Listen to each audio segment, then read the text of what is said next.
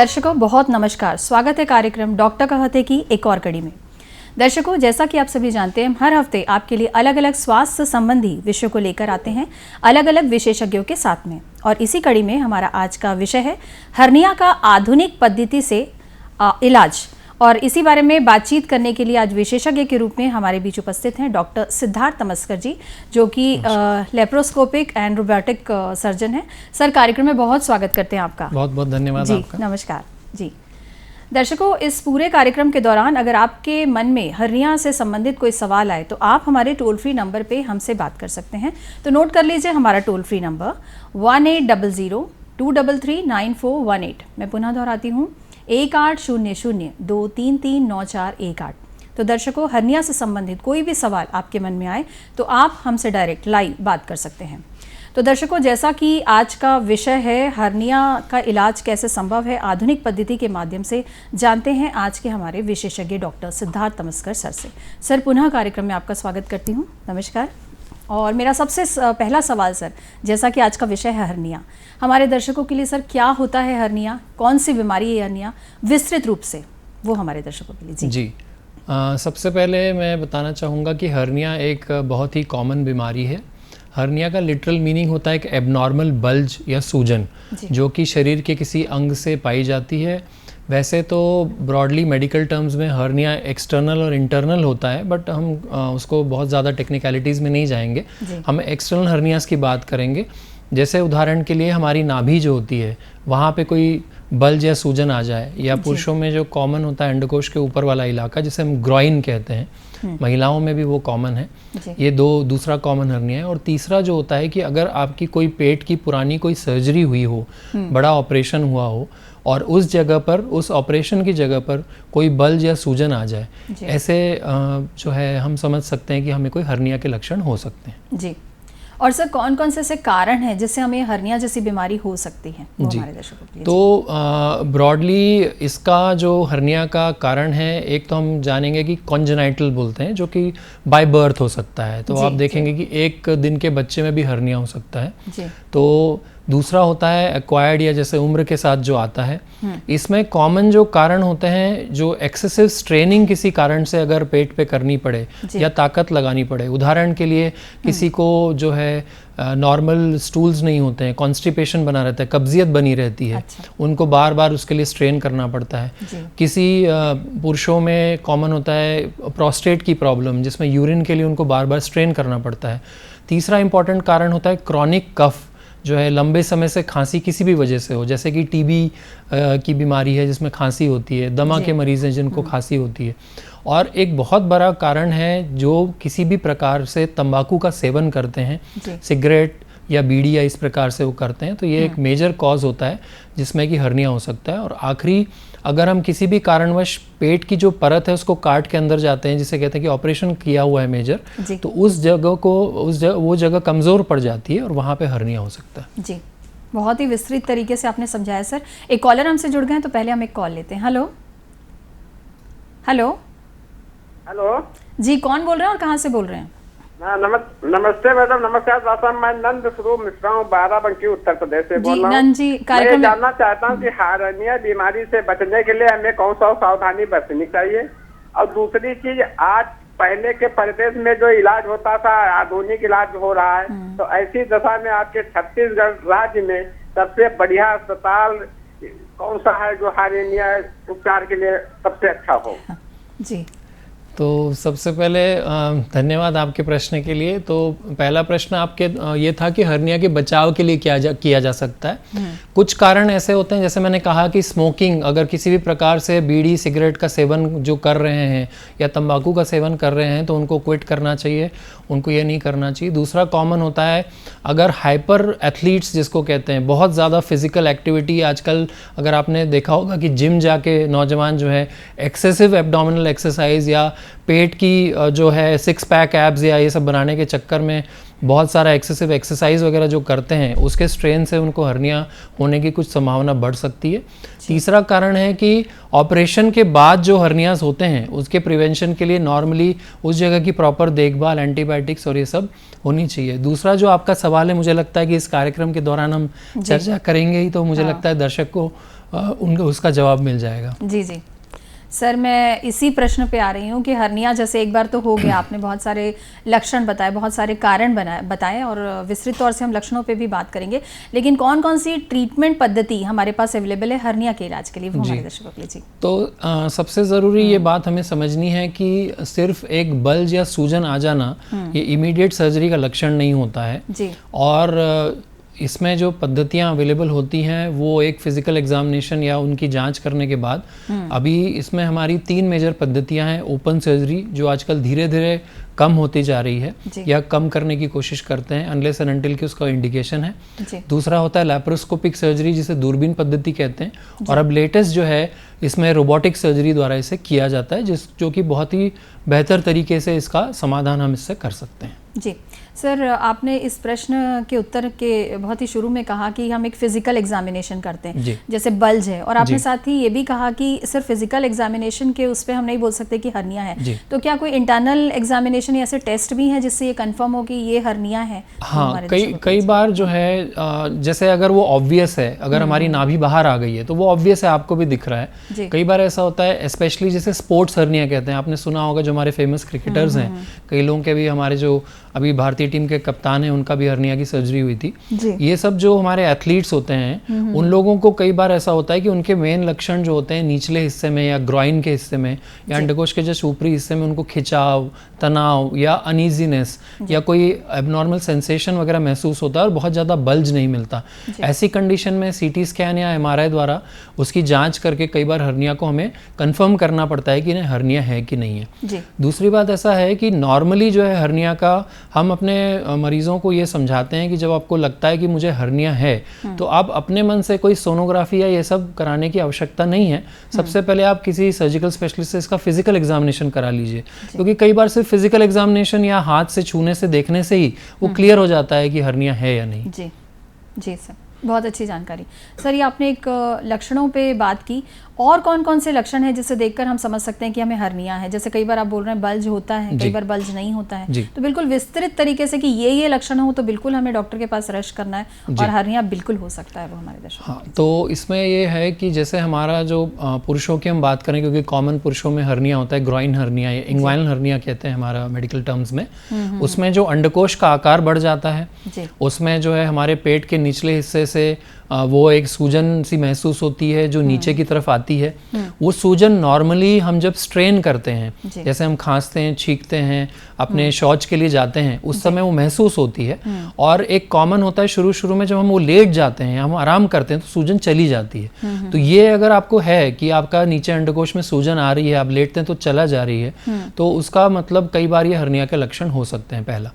दूसरा जो कॉमन, जैसे मैंने कहा कि नाभि है, नाभि अगर हम अप्रिशिएट करेंगे उसको कि नाभि हमारी जो है अंदर की तरफ होती है, बाहर की तरफ प्रोट्रूड नहीं करती है। अगर कोई एबनॉर्मल प्रोट्रूजन है जिसमें कि ऐसा लग रहा है कि हमारी नाभि बाहर आ रही है, तो इसको देख के हमें ये डाउट होना चाहिए कि हमें कहीं हर्निया तो नहीं हो रहा है। और आखिरी जो मैंने कॉमन बताया कि कोई पुरानी ऑपरेशन की जगह है, बहुत कॉमन है, जैसे महिलाओं में सिजेरियन सेक्शंस आजकल कॉमन है। अगर वो ऑपरेशन की जगह में उन्हें कोई बल्ज महसूस होता है, एबनॉर्मल कोई सूजन सी महसूस होती है या दर्द सा महसूस होता है, तब जरूर उसको जांच करा के देख लेना चाहिए कि कहीं हर्निया उत्पन्न तो नहीं हो रहा। जी सर, आपके इसी बात को आगे बढ़ाते हुए मैं आपसे ये सवाल पूछना चाहूँगी, लेकिन उसके पहले कॉलर हमसे जुड़ गए, तो पहले मैं कॉल लेते हैं। हेलो हेलो हेलो, नर्मदा धाम ग्राम सुरसुली पोस्ट नांदा जिला बालोद से कैलाश चौधरी बोल रहा हूँ। जी कैलाश जी, कार्यक्रम में बहुत स्वागत। नमस्कार, अपना सवाल पूछिए। जैसे मेरा 2005 में पेट का ऑपरेशन हुआ था, हार्निया का नहीं है जी, और कभी मतलब दर्द देता है, अभी 1-2 दिन में दर्द दे रहा है मतलब।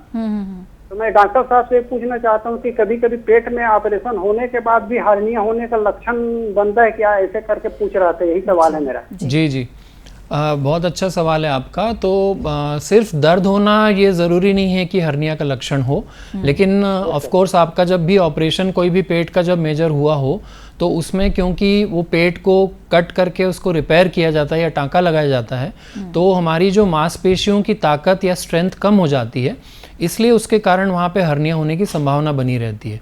अगर वहाँ पे आपको परसिस्टेंटली लगातार दर्द बना है या वहाँ पे कोई ऐसा सूजन महसूस हो तो ज़रूर आपको जाके किसी चिकित्सक से प्रॉपर जांच करवानी चाहिए कि कहीं ऐसा कोई लक्षण हो तो नहीं रहा है। लेकिन एक बात मैं बता दूं कि सिर्फ मामूली दर्द होना, कई बार उस जो जगह को जो रिपेयर किया गया है उस जगह में मामूली दर्द हो भी सकता है, और हर्निया हो सिर्फ दर्द, ऐसा नहीं होता कि हर्निया सिर्फ दर्द है तो हर्निया हो सकता है। जी, बहुत अच्छी जानकारी सर। ये बार बार ये ऑपरेशन वाला सवाल आ रहा है, तो कई बार हमने देखा है महिलाओं को, आप ही बताएंगे भ्रांति है या सच है, कि जब पेट की ओपन सर्जरी होती है, ओपन ऑपरेशन होता है, तो कई बार महिलाओं के ये सवाल होते हैं कि हमें हर्निया तो नहीं हो जाएगा। तो ये मिथ है, सच है, क्या है, वो हमारे दर्शकों के लिए विस्तृत तरीके से जी। तो एक्चुअली अगर हम पुरुषों और महिलाओं को कंपेयर करें तो अब जो एब्डोमिनल वॉल है या जो इसकी इलास्टिसिटी में एक बेसिक फ़र्क होता है, क्योंकि हमारी बनावट पुरुषों और महिलाओं की अलग होती है। पुरुषों में जो मस्कुलर स्ट्रेंथ है और वो सब ज़्यादा रहती है। दूसरा फ़र्क जो महिलाओं में होता है वो ये होता है कि महिलाएं जो प्रेगनेंसी या चाइल्ड बेयरिंग, उनके एक पिक्यूलियरिटी है, उसके कारण जो जब बच्चा पेट में बढ़ता है तो वो स्ट्रेचिंग होती है एब्डोमिनल वॉल की, और उस स्ट्रेचिंग के कारण जो उसकी इलास्टिसिटी और ताकत है वो काफ़ी कमज़ोर हो जाती है। इसलिए महिलाओं में जो हर्निया होने के चांसेस ज़्यादा होते हैं, क्योंकि उनकी जो इलास्टिसिटी है वो कई कारणों से कम होती है। और साथ ही साथ महिलाओं में उम्र के साथ, क्योंकि महिलाओं में बहुत सारी चीज़ें उनके हार्मोनल स्टेटस पे भी डिपेंड करती हैं, वो मेनोपॉजल हैं या पोस्ट मेनोपॉजल हैं, तो उसमें हार्मोनल स्टेटस भी आपके ये चीज़ों को कंट्रोल करता है। तो इसके कारण महिलाओं में जो है मांसपेशियों की कमज़ोरी या इलास्टिसिटी कम होने की ज़्यादा संभावना है। और कोई मेजर ऑपरेशन हुआ, जैसे हम चर्चा कर रहे थे कि अगर सिजेरियन सेक्शन है, क्योंकि आजकल कॉमन होता है कि सिजेरियन सेक्शंस करने पड़ते हैं, तो उस जगह में हर्निया होने की उनको संभावनाएं रहती हैं। जी सर, इसी से जुड़ा मेरा अगला प्रश्न है, लेकिन एक कॉलर हमसे जुड़ गए, तो पहले हम एक कॉल लेते हैं। हेलो हेलो हेलो जी, कौन बोल रहे हैं और कहाँ से बोल रहे हैं? सुल्तानपुर जिला यूपी से बोल रहे हैं। जी, कौन बोल रहे हैं सर? नाम राधे श्याम। जी, राधे श्याम जी, कार्यक्रम में बहुत स्वागत। नमस्कार, अपना सवाल पूछिए। जी, अरे हमको तकलीफ ये होता है, पेड़ू से लेके नीचे तक हाइड्रोसील जो होता है वहाँ तक दर्द होता है, लेकिन हाइड्रोसील नहीं है। अच्छा जी, और कोई लक्षण रहते हैं आपको दर्द के अलावा? नहीं, और चीज लक्षण नहीं था, वो पथरी था, वो तो गल के निकल गया है। हाँ, तो आपने ही आपके सवाल का जवाब दे दिया। कई बार जो है किडनी या जो पेशाब की नली की पथरी होती है उसके कारण अंडकोश या उसकी नली में जो है आपको पेन हो सकता है, तो वो नॉर्मली हर्निया का लक्षण नहीं होता, क्योंकि एक पिक्यूलियर चीज़ ये होती है कि जिनको पथरी का दर्द होता है वो पेट के साथ साथ कमर के हिस्से में या अंडकोश के हिस्से में वो दर्द जा सकता है, तो यूजुअली वो दर्द जो है पथरी का दर्द होता है। जी सर, हमने अभी बहुत सवाल भी सुने, और एक ही सवाल बार बार हमने सुना कि ऑपरेशन के बाद ये दिक्कत होती है। मैंने भी ये सवाल पूछा, तो कौन कौन सी ऐसी हमको इलाज के बाद, यानी ट्रीटमेंट के बाद या ऑपरेशन के बाद कौन सी ऐसी सावधानियां रखनी है और कौन सा देखभाल हमको खुद का करना है जिससे हमें हर्निया ना हो, वो हमारे जी। सबसे पहले तो मेन देखभाल तो सर्जन की रिस्पॉन्सिबिलिटी होती है जिन्होंने सर्जरी की। सर्जन की रिस्पॉन्सिबिलिटी ये होती है कि सर्जरी के दौरान उसका प्रॉपर रिपेयर हो। सेकेंडली, ऑपरेशन के बाद उनको इन्फेक्शन ना हो, तो हमें ध्यान रखना पड़ता है स्वच्छता का कि इन्फेक्शन वगैरह ना हो, क्योंकि नॉर्मली अगर आपका पेट का कोई मेजर सर्जरी हुआ है और टाँकों में इन्फेक्शन होना उसकी कमज़ोरी होने का एक बहुत कॉमन कारण है। तो अगर इन्फेक्शन हो तो प्रॉपर उसको समय से ट्रीट करें, उसको इग्नोर ना करें और स्वच्छता मेंटेन करें, नंबर 1। नंबर 2, अगर आपकी पेट की इम्पॉर्टेंट कोई मेजर सर्जरी हुई हो तो नॉर्मली ऐसे तो परहेज सभी लोग कहते हैं, लोग जानते भी हैं, लेकिन फिर आपको दोहरा दूं कि जो वेट जो उठाते हैं या सडन जर्की मूवमेंट्स करते हैं उसके कारण उन टाँकों पे जोर पड़ सकता है। तो एवरेज जो है 1 महीना या कभी कभार 3 से 6 महीना भी उनको कहा जाता है, डिपेंडिंग ऑन कि कितना मेजर सर्जरी हुआ है, कि आप जो है वेट्स उठाना या वजन उठाने को अवॉइड करें, एक्सेसिव स्ट्रेनिंग अवॉइड करें। जैसे कि आप को कब्जियत की शिकायत है तो उसको ट्रीट करें, खांसी ना आए और ऑपरेशन के बाद उसको ट्रीट करें, यूरिन में अगर कोई दिक्कत जा रही है, जो ताकत लगानी पड़ रही नहीं हो रही हो, तो उसको मैनेज करें। तो कोई भी ऐसी चीज़ जो कि आपके पेट की परत पे या आपके एब्डोमेन पे तनाव पैदा करती है उसको आप अवॉइड करें, और अगर वो हो रही है तो तुरंत उसको अपने डॉक्टर को बताएं और वो उनका ट्रीटमेंट करें। जी, नमस्कार सर, बहुत अच्छी चर्चा चल रही है और दर्शकों को भी बहुत अच्छी जानकारियाँ मिल रही हैं। दर्शकों, इस जानकारियों को हम जारी रखेंगे, लेकिन उसके पहले हम लेंगे ये ब्रेक और मिलते हैं आपसे इस ब्रेक के बाद में। जी।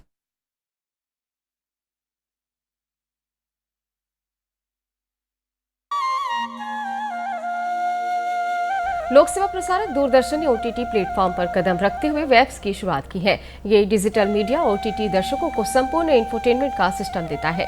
अगर आपको भी चाहिए फ्री में शानदार कंटेंट तो आज ही आप प्ले स्टोर से ऐप डाउनलोड कीजिए। तो आज ही QR कोड स्कैन करके डाउनलोड करें वेब्स ऐप।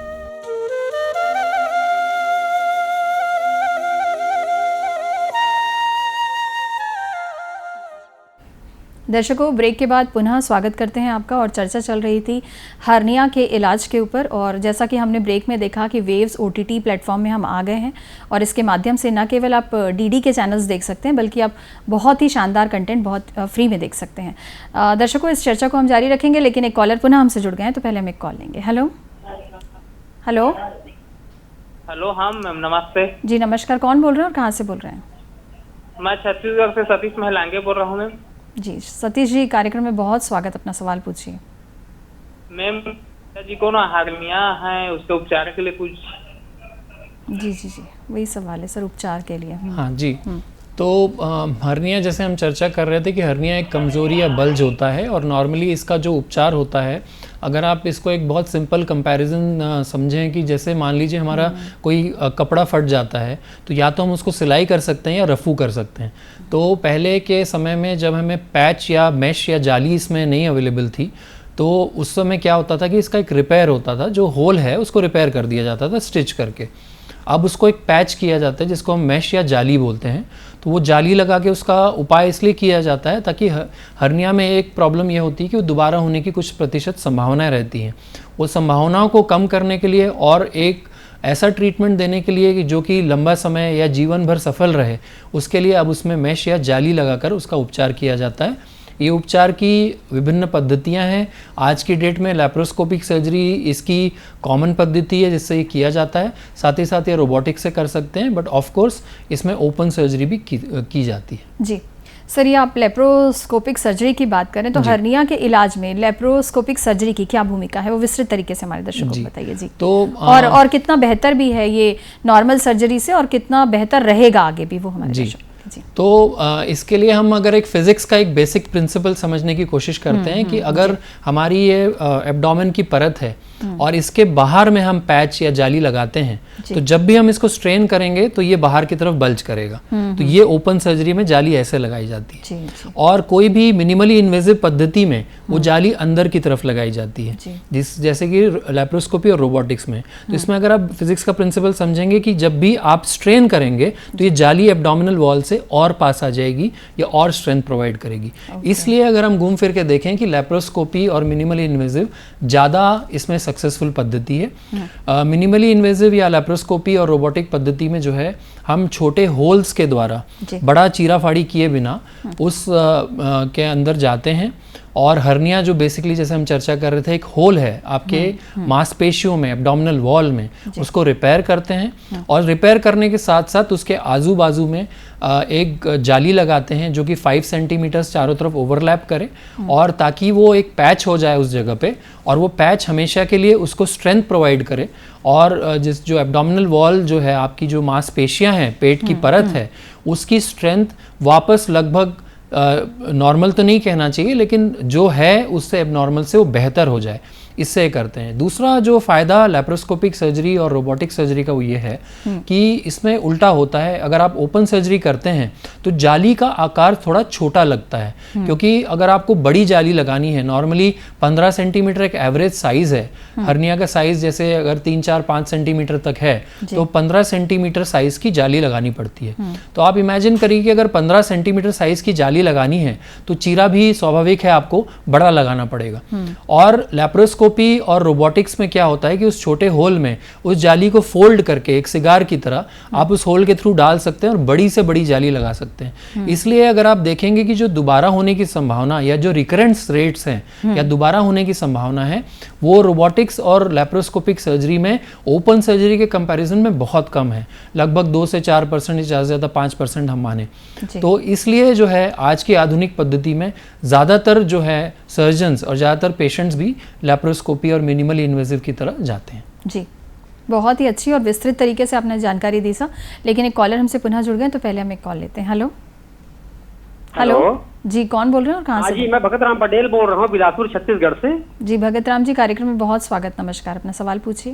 मैं सबसे पहले आपको डॉक्टर साहब जी को आज के नमस्कार भेजता हूँ। नमस्कार जी। हाँ, मैं ये जानना चाहता हूँ कि जैसे अभी जो रोबोट सर्जरी है और ओपन है, दोनों में क्या अंतर है? रोबोट कहीं अंदर जाता। और मेरी दूसरी प्रश्न ये है कि यदि कहीं इंसान को शुगर है, बीपी है, कोई ऐसी स्थिति अगर ऑपरेशन होता है तो उन्हें की सावधानी रखनी है, दोनों बारे में जानना चाहता हूँ। जी, पहला सवाल तो आपने बताया ही अभी। ओपन और रोबोटिक का शायद उन्होंने फर्क पूछा। तो ओपन और रोबोटिक में एक और मेजर फर्क है जो हम जैसे चर्चा कर रहे थे कि हम जाली बाहर की तरफ लगाते हैं और अंदर की तरफ। दूसरी और एक चीज़ ये होती है कि जब हम रोबोटिक सर्जरी करते हैं तो जो पेट की जो परत होती है, जो इंटरनल लेयर होती है, उसका इस्तेमाल हम उस जाली को कवर करने के लिए करते हैं और उसको एक ज़्यादा बेहतर तरीके से उसको हम कर सकते हैं। दूसरा फ़ायदा जो क्या होता है कि जब हर्निया बढ़ जाता है या हर्निया लंबे समय से रहता है तो वहाँ पे अतड़ियाँ, जो इंटेस्टाइन है पेट की या पेट के जो अंग हैं, उनके उस एरिया में जाके उलझन पैदा करना या चिपक जाना या जटिलता पैदा करने की प्रॉब्लम हो सकती है। दूसरा, रोबोटिक्स में क्या होता है कि जैसे हम चर्चा कर रहे थे कि हर्निया दोबारा हो सकता है, तो जो रिकरेंस हर्निया है या जो दोबारा हर्निया हो जाए जिनको, उनमें हर्निया की सर्जरी दोबारा तिबारा करना ज़्यादा जटिल और कठिन होता है, क्योंकि जो आपके पेट की जो परतें हैं वो कई बार आपस में चिपक जाती हैं, उलझ जाती हैं। पेट के जो है अतड़ियाँ या अंग वहाँ पे उलझ जाते हैं, तो उसके कारण उन जो है लेयर्स को अलग करने में जो आपका विजन है, जो आपकी डेक्सटेरिटी है, जो आपकी जटिलता में सर्जन की भी मदद करती है और पेशेंट को बेहतर रिजल्ट देने में वो काम आती है। और ऑब्वियसली क्योंकि उसमें दोबारा एक कटिंग नहीं होती है, तो जो कटिंग अपन कम करेंगे या बड़ा चीरा नहीं लगाएंगे तो दोबारा तिबारा हर्निया होने की चांसेस कम हो जाते हैं। दूसरा प्रश्न, बीपी शुगर वालों को कोई इशू तो नहीं होगा? जी। तो जो बीपी और शुगर वाले जो मरीज होते हैं, कई लोगों को ये लगता है कि अगर हमें ब्लड प्रेशर है या हमें शुगर है या हम हार्ट के मरीज हैं जो अभी कॉमन है, उन लोगों का ऑपरेशन नहीं हो सकता। ऐसा बिल्कुल भी नहीं है, उनका ऑपरेशन बिल्कुल किया जा सकता है और सेफली किया जा सकता है। बट सबसे इंपॉर्टेंट ये चीज़ है कि क्योंकि जो डायबिटीज़ वाले पेशेंट्स हैं, कोई भी सर्जरी हो, और हर्निया में क्या होता है कि हम एक जाली, एक इम्प्लांट लगाते हैं। जो कोई भी हम कृत्रिम चीज़ जब शरीर में लगाते हैं तो उसका सबसे बड़ा दुश्मन होता है इन्फेक्शन। तो इन्फेक्शन का सबसे बड़ा कारण डायबिटीज़ में होता है ब्लड शुगर जो है अगर अनकंट्रोल्ड है। तो बहुत इम्पॉर्टेंट है कि जो इस ऐसे मरीज़ हैं अपने जो आहार और दवाइयों के द्वारा और अपनी डॉक्टरी सलाह के साथ में उसका स्ट्रिक्ट कंट्रोल करें ताकि उसमें कॉम्प्लिकेशंस होने की संभावना ना हो। जी, बहुत अच्छी सर आपने जानकारियाँ दी और सवाल तो बहुत सारे हैं लेकिन समय की एक सीमा है। तो जाते जाते हमारे दर्शकों के लिए संक्षिप्त में आप कोई संदेश है जिसमें आप मोटापे को भी कवर कर लें कि ये मोटापे का क्या योगदान है इस बीमारी को लेकर, और लाइफस्टाइल को भी अगर आप कवर कर लें तो हमारा ये पूरा कंप्लीट हो जाएगा। जी। तो सबसे पहले हर्निया एक साधारण बीमारी से लेकर जानलेवा तक हो सकती है, लेकिन ये बीमारी बहुत कम लोगों में कॉम्प्लिकेशंस करती है। कई लोग इस बात से चिंता करते हैं कि हर्निया कहीं फट तो नहीं जाएगा, ऐसा नहीं होता है। आप समय से इलाज कराएं तो आप पूरी तरीके से ठीक हो सकते हैं। दूसरा, हर्निया के कंट्रीब्यूटिंग फैक्टर्स में जो हमने अभी तक समझा उसमें मोटापा, स्मोकिंग और आपकी मांसपेशियों का टोन जो एब्डोमिनल वॉल है। तो आपकी जो डाइट है, एक रेगुलर एक्सरसाइज है, एक healthy diet, nutritious high protein diet, ये सारी चीज़ें आपकी मांसपेशियों की स्ट्रेंथ बनाने में बहुत इंपॉर्टेंट होती हैं। साथ ही साथ आपका जो बॉडी मास इंडेक्स है जो कि हमारा BMI कहा जाता है, जो मोटापे का इंडेक्स है, उसमें BMI जो हमें जो है 25 से कम हमारा रहे, अगर वो जो है ओबेसिटी की तरफ ना जाए, वो हमें ध्यान रखना चाहिए। अगर हमारा मोटापा बढ़ रहा है तो हमें डाइट और एक्सरसाइज से इसे कंट्रोल करना चाहिए। और बहुत इंपॉर्टेंट ये है कि अगर आप स्मोकिंग या टोबैको किसी भी प्रकार में करते हैं तो उसे इमीडिएटली आपको क्विट करना चाहिए। जी सर, बहुत अच्छी जानकारी रही और ऐसा मुझे लग रहा है एक भी विषय और एक भी सवाल ऐसे नहीं बचे जिससे दर्शकों के मन में कोई भी संशय। बहुत अच्छे से आपने विस्तृत में बताया और जो सवाल नहीं भी कवर किए थे वो आपने अपने संदेश में बहुत संक्षिप्त में और बहुत विस्तृत तरीके से, दोनों ही तरीके से आपने समझाया। आप हमारे कार्यक्रम में और इतनी अच्छी आपने जानकारी दी, इसलिए आपका thank you so much sir. बहुत बहुत धन्यवाद। थैंक यू सो मच, धन्यवाद बहुत। जी, दर्शकों, देखा आज हमारे साथ थे डॉक्टर सिद्धार्थ तमस्कर सर, जो हर्निया के बारे में जिन्होंने बहुत ही विस्तृत जानकारियां दी और इन्होंने एक प्रिकॉशन ज़रूर रखने का है कि जो भी चीज़ें स्ट्रेन देती है आपकी बॉडी को, उसको आप बिल्कुल अवॉइड करें। और जिम को हम आमतौर पे एक हेल्दी एक्सरसाइज के रूप में लेते हैं, डेली रूटीन के रूप में लेते हैं, लेकिन अगर जिम भी गलत प्रशिक्षण में हो तो जिम से भी हर्निया हो सकता है। एक अच्छी हेल्दी लाइफस्टाइल मेंटेन करें, इस तरह का संदेश डॉक्टर तमस्कर से आज हमने लिया। आने वाले अंकों में ऐसे ही महत्वपूर्ण विषयों को लेकर आपके बीच उपस्थित होंगे। तब तक दीजिए हमें इजाज़त। नमस्कार।